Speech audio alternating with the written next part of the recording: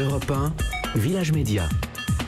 Philippe Vandel. En compagnie du journaliste Bruno Jeudi et Nicolas Curien, le président du CSA. Le CSA a renouvelé hier le mandat de Marie-Christine Saragosse à la tête de France Média Monde. Elle a été d'ailleurs la seule dirigeante reconduite à la tête de son entreprise, alors qu'Emmanuel Hogue a quitté la présidence de l'AFP, mais c'est pas d'autre sort, et Mathieu Gallet, celle de Radio France. Est-ce que cette instabilité a joué dans votre choix ? Absolument pas. Nous faisons le choix en fonction de la qualité des dossiers, le dossier écrit, le projet stratégique, l'entretien avec les membres du collège, la présentation orale aussi qui a été pour la première fois rendue publique et filmée. Et donc, nous jugeons en fonction de la qualité du candidat sans nous préoccuper le moins du monde de ce qui se dit à l'extérieur. Jamais, parce que l'extérieur a beaucoup parlé. Vous sortez d'une zone de turbulence assez rude. Le CSA, vous avez nommé Sybille Veil à la tête de Radio France après le départ forcé de Mathieu Gallet. Oui. Affaire longue et douloureuse. Il y a eu des prises de position changeantes de la ministre de la Culture. Vous avez reçu Mathieu Gallet pour qu'il s'explique. Comment avez-vous vécu toute cette séquence, vous et le CSA ? Encore une fois, je vous le dis, on a pris notre décision sans tenir compte du bruit autour, des rumeurs. Oui, mais vous lisez les journaux. On lit les journaux, mais vous savez, l'indépendance ne se juge pas. Vous faites rire Bruno Jeudi, qui n'en croit pas. Mais il a tort de rire. Non, mais c'est assez drôle. Forcément, vous vivez dans un contexte médiatique. J'ai vécu la procédure, donc je peux vous dire comment ça se passe. Oui. Bien sûr, on vit dans un contexte. Bien sûr, on n'est pas autiste, comme dit l'autre, c'est-à-dire on entend ce qui se dit, mais on n'en tient pas compte dans la manière dont on fait notre choix. Je parlais du contexte aussi de réforme et de ce que dit le président. Exactement, le président Macron, si c'est...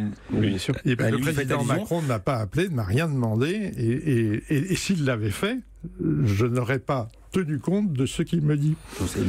L'indépendance, si vous voulez, tout le monde croit que l'indépendance, c'est faire le choix contraire de ce qu'on attend de vous. Pas du tout. Si vous faites ça, au mieux, vous essayez de montrer votre indépendance. Je vais poser une question directement. Auriez-vous reçu Mathieu Gallet si Françoise Nyssen, la ministre de la Culture, n'avait pas pris position contre le fait qu'il soit toujours à la tête de Radio France à cause d'histoires passées lorsqu'il était le patron de l'INA? Mais absolument. D'ailleurs, c'est ce que nous avons fait. Nous avons pris la décision d'ouvrir cette fameuse procédure pouvant conduire à une révocation avant que la ministre soit exprimée, et nous l'avons fait savoir. Le président Macron voudrait retirer au CSA son pouvoir de nomination des patrons de l'audiovisuel public. Qu'est-ce que cela change pour vous? Ça ne change pas grand-chose. Ça nous occupe quand même marginalement par rapport, je vous parlais tout à l'heure de 1000 dossiers traités par an, on a autre chose à faire. On ne s'accroche pas absolument à ce pouvoir de domination. En revanche, en ce qui concerne l'audiovisuel public, ce qui nous serait plus utile, c'est que ensuite, une fois un président nommé, nous ayons un vrai pouvoir de régulation des sociétés de l'audiovisuel public. Or, actuellement, on a un simple contrôle de l'exécution du contrat d'objectif moyen. Ce qu'on voudrait, c'est pouvoir passer des conventions avec les chaînes publiques, comme nous en passons avec les chaînes privées, pour pouvoir suivre et contrôler l'orientation de leur programmation et de leur imposer des engagements.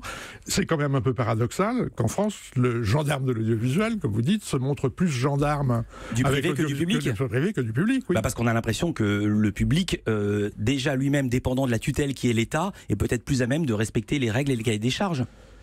Oui, mais il n'y a pas de raison qu'au niveau de la régulation, du quotidien de la régulation, les chaînes publiques soient traitées différemment des chaînes privées. Tiens, on va parler du privé. Vous avez peut-être vu ça dans le Parisien ce matin. TF1 réclame aux députés l'obtention d'une 3e coupure pub dans les films. Qu'en dites-vous ? Oui, alors... alors je pense que ça les mettrait, il faudrait vérifier, mais que ça les mettrait à jeu par rapport à ce dont les autres peuvent disposer. Il y avait une asymétrie de ce point de vue. Est-ce que vous êtes favorable ou défavorable, ou est-ce que c'est pas de votre ressort ? Alors, ça n'est pas directement de notre ressort de décider de la pub, mais ce qui est en revanche de notre ressort, c'est la santé économique. Nous sommes évidemment les garants. Si vous voulez, quand on est garant de l'intérêt du public, du pluralisme et de la diversité, il faut qu'on ait en face de nous des médias en bonne santé. D'accord. D'où vos décisions, par exemple, de savoir si on autorise ou non LCI en clair. En clair, absolument, oui. Vous connaissez la chaîne Viceland ? Oui, alors elle est installée à Londres, donc elle aussi ne dépend pas de nous. Vous la regardez ou pas ? Mais pas Aïe et Fines Herbes, mais si, Aïe et Fines Herbes, vous connaissez Bruno Jeudi? Oui. C'est une chaîne par abonnement, accessible par 6 millions de Français via la Freebox, la Livebox ou le CanalSat. Et il diffuse Aïe et Fines Herbes, comme vous dites, mais Aïe c'est en anglais, comme quelqu'un qui serait Aïe, qui serait défoncé. Il teste pas des recettes de cuisine, il teste de la marijuana, alias de la bœuf, alias de la weed. À 22h15, heure de grande écoute. Ça dure pendant 13 minutes. On a fait un extrait. Allez, fumez tous les deux là. Tous les deux. Et on va goûter une bœuf incroyable qui s'appelle la Moby Dick. Veux-tu goûter? Qu'est-ce que c'est comme Moji celle-là? C'est donc la Moby Dick. Yvick, est-ce que tu te rappelles de ton premier ouinge? Ouais. C'était un joint de shit. On va faire fumer un peu la musère. Alors. Tirez une grosse taf, tire très fort. Hein. C'est goûtu, c'est pur, il n'y a pas de tabac, comme ça on goûte mieux encore. Et tire 3 énormes tafs de dragon, de maître poumonnier. Celui qui perd tire une grosse taf. Eh ben, ça va fumer une grosse latte. Aucun poumon n'a été blessé lors de ce tournage. Alors je précise qu'à l'image, d'abord on peut voir ça à la télévision française, en France, de partout, sur les box que je viens de nommer. Et à l'image, il y a 5 mecs qui sont en train de tester des cigarettes avec des produits de contrebande. Ouais. Et il y en a un qui ne parle pas, qui ne bouge pas parce qu'il est complètement raide. Donc ils sont que 4 en fait à parler. Je précise que tout ceci est dangereux et interdit à la télévision française. Et c'est là où je veux en venir, monsieur le président du CSA, parce que c'est faire apologie de la drogue. Le CSA est totalement impuissant. Mais il n'est pas totalement impuissant parce qu'il a des homologues dans les autres pays européens, en l'occurrence l'Ofcom qui est le régulateur britannique. Et ce réseau de régulateurs, évidemment, coopère. C'est-à-dire nous pouvons saisir notre collègue britannique pour lui dire là, il y a quelque chose qui manifestement ne va pas, contraignez cette chaîne à rentrer dans l'ordre. C'est émis depuis Londres, vous venez de le dire. Vous pouvez saisir. L'avez-vous fait? Allez-vous le faire? Et cette émission va-t-elle être interdite? Alors, nous allons certainement saisir notre collègue britannique. Maintenant, ça sera à lui, ensuite, d'imposer des obligations à cette chaîne. Donc ça veut dire que ça peut être diffusé pendant plusieurs mois, parce qu'on connaît les lenteurs administratives des pays, des uns et des autres. Oui, alors vous avez cité cet exemple-là. Il y a un autre exemple. Vous connaissez l'émission Les Recettes Pompettes? Évidemment. Oui. Mais là, c'était avec Monsieur Poulpe. Avec Monsieur Poulpe. Voilà. Et c'était une chaîne YouTube et pas une chaîne CapSat. Ouais. Mais là aussi, c'était un peu le même problème. Il y avait l'apologie de l'alcool. Ils se sont installés à Londres. Ils étaient installés à Paris. C'est une filiale de Canal. Et donc ça ils sont continue. installés à Londres. Et donc ça continue, oui. Donc là-dessus, vous pouvez rien faire. Quel pouvoir coercitif, je sais que vous en réclamez, que le gouvernement n'est absolument pas contre, avez-vous sur Internet?